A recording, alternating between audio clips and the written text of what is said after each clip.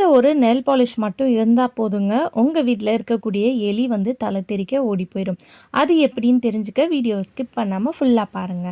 Hi friends, welcome back to our channel. எல்லாரும் எப்படி இருக்கீங்க? கண்டிப்பா நல்லா இருப்பீங்கன்னு நம்புறேன். இன்னைக்கு நம்ம சேனல்ல எல்லாருக்குமே ரொம்ப யூஸ்ஃபுல்லா இருக்கக்கூடிய கிச்சன் டிப்ஸ் அண்ட் ட்ரிக்ஸ் தான் ஷேர் பண்ணியிருக்கேன். ஸோ வீடியோவை ஸ்கிப் பண்ணாம ஃபுல்லா பாருங்க.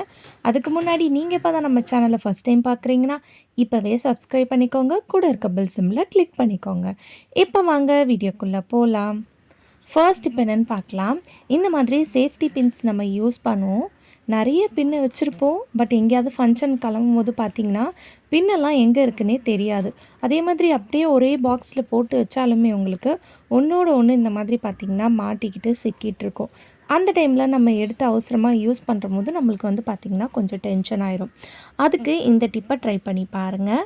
இந்த மாதிரி குழந்தைங்களோட வளையல் இல்லை உங்களோட வளையல் யூஸ் பண்ணாத பேங்கிள் இருக்கும் இல்லையா, அதை வந்து எடுத்துக்கோங்க. அந்த பேங்கிளில் நம்ம வச்சுருக்க சேஃப்டி பின் எல்லாத்தையும் நீங்கள் இந்த மாதிரி இதில் வந்து நீங்கள் பின் பண்ணி விட்டுக்கலாம்.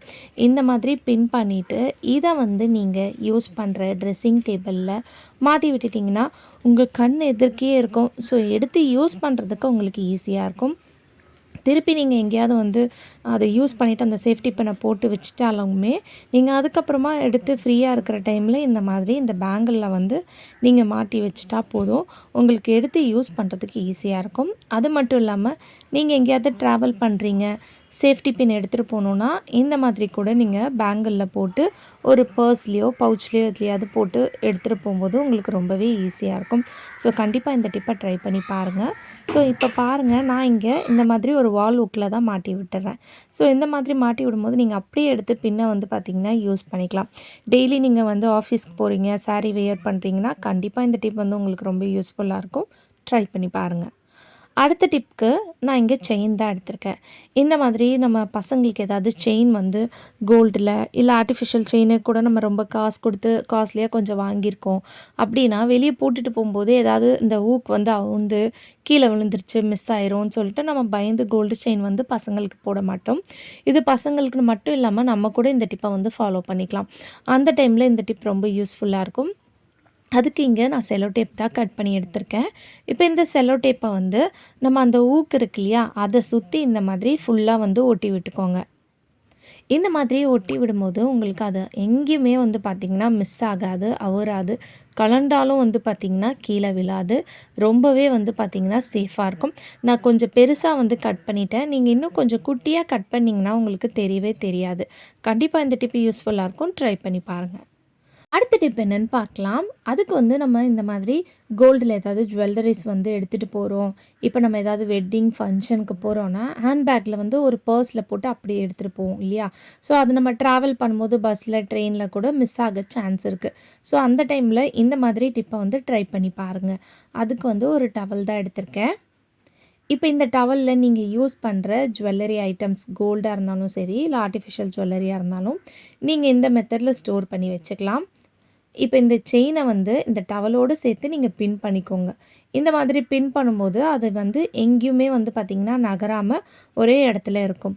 அதே மாதிரி நீங்கள் யூஸ் பண்ணுற பேங்கிள், ரிங்கு, இயரிங் எதாக இருந்தாலும் அது கூட சேர்த்து இந்த மாதிரி டவல் கூட சேர்த்து நீங்கள் பின் பண்ணி வச்சிடலாம்.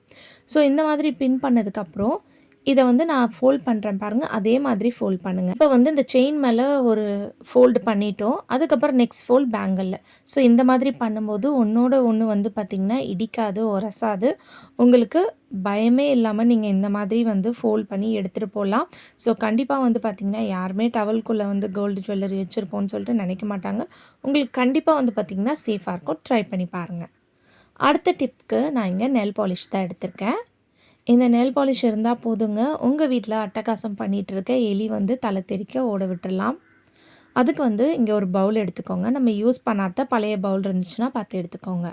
இப்போ இதில் வந்து நல்ல காரமான மிளகாத்தூள் வந்து சேர்த்துக்கோங்க. இப்போ இதில் வந்து உங்கள் கிட்டே இருக்கிற எந்த நெயில் பாலிஷாக இருந்தாலும் பரவாயில்ல, அதை வந்து கொஞ்சமாக வந்து இதில் சேர்த்துக்கோங்க. இப்போ நெயில் பாலிஷ் சேர்த்ததுக்கப்புறம் இந்த மிளகாத்தூள், இந்த நெயில் பாலிஷ் ரெண்டுத்தையும் சேர்த்து நல்லா வந்து மிக்ஸ் பண்ணிக்கோங்க. இந்த மாதிரி ஒரு ஸ்பூனோ யூஸ் பண்ணாத ஸ்பூனாக பார்த்து எடுத்துக்கோங்க. நம்ம எப்போவுமே இந்த மாதிரி டிப்ஸ் ரெடி பண்ணும்போது நம்ம சமையலுக்கு யூஸ் பண்ணுற பவுலோ ஸ்பூனோ வந்து யூஸ் பண்ணாதீங்க. இப்போ இதை வந்து நல்லா மிக்ஸ் பண்ணிடுங்க. மிக்ஸ் பண்ணதுக்கப்புறம் இது கூட வந்து நம்ம இன்னொரு பொருள் வந்து சேர்க்குறோம். அதுக்கு வந்து நான் இங்கே பூண்டு தான் எடுத்திருக்கேன். இப்போ இந்த பூண்டை வந்து நீங்கள் தோல்லாம் சீவணுன்ற அவசியமே கிடையாது. அப்படியே வந்து பார்த்திங்கன்னா இதை வந்து நீங்கள் கிரேட்டர் வச்சு வந்து துருவி விட்டுக்கலாம். நீங்கள் பூண்டுக்கு பதிலாக இஞ்சி கூட எடுத்துக்கலாம். நம்ம இதில் எதுக்கு நெயில் பாலிஷ் சேர்த்துருக்கோன்னா, அந்த நெயில் பாலிஷ், பூண்டு, மிளகாத்தூள் இது 3ம் சேரும்போது பயங்கரமான ஒரு ரியாக்ஷன் வந்து பார்த்திங்கன்னா நடக்கும்.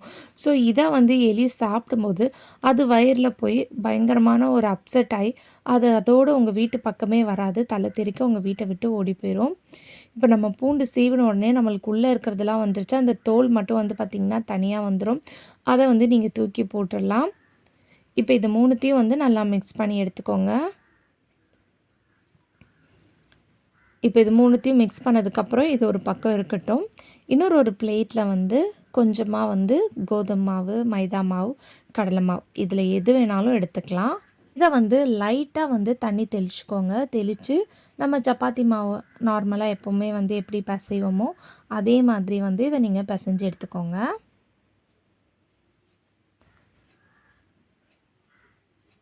ஸோ நம்ம எதுக்கு வந்து சப்பாத்தி மாவு பிசைகிறோன்னா, இதில் வந்து நீங்கள் நெய் கூட சேர்த்துக்கிட்டிங்கன்னா இன்னுமே கொஞ்சம் வந்து எலி வந்து அட்ராக்ட் ஆகி வந்து பார்த்திங்கன்னா உங்களுக்கு சாப்பிடும். டைரெக்டாக நம்ம அதை வச்சோன்னா எலி வந்து சாப்பிடாது. ஸோ இந்த மாதிரி ரெடி பண்ணி நம்ம வச்சா மட்டுமே தான் வந்து பார்த்திங்கன்னா அது வந்து சாப்பிடும். நீங்கள் எவ்வளோ டிப் ரெடி பண்ணி பார்த்துட்டு உங்களுக்கு ஒர்க் அவுட் ஆகலைன்னா கண்டிப்பாக இந்த டிப்பை ட்ரை பண்ணி பாருங்கள். வீட்டில் கிட்ஸ் இருக்காங்கன்னா அவங்களோட சேஃப்டியும் வந்து பார்த்திங்கன்னா நம்மளுக்கு ரொம்ப முக்கியம்.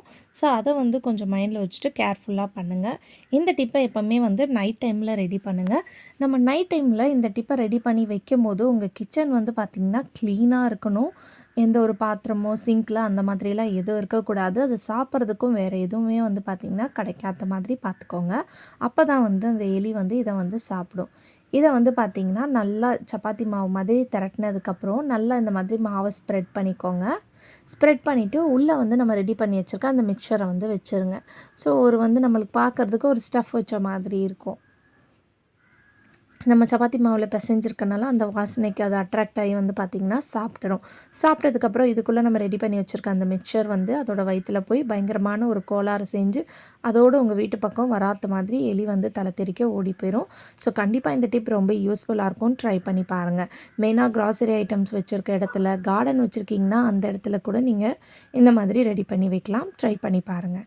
ஓகே ஃப்ரெண்ட்ஸ், இன்றைக்கி வீடியோவில் நான் ஷேர் பண்ணி இந்த டிப்லேருந்து ஏதாவது ஒரு டிப் கண்டிப்பாக உங்களுக்கு யூஸ்ஃபுல்லாக இருக்கும்னு நினைக்கிறேன். அப்படி யூஸ்ஃபுல்லாக இருந்துச்சுன்னா மறக்காமல் நம்ம சேனலை லைக் பண்ணுங்கள், ஷேர் பண்ணுங்கள், கமெண்ட் பண்ணுங்கள், சப்ஸ்கிரைப் பண்ணிக்கோங்க. ஃபார் வாட்சிங்.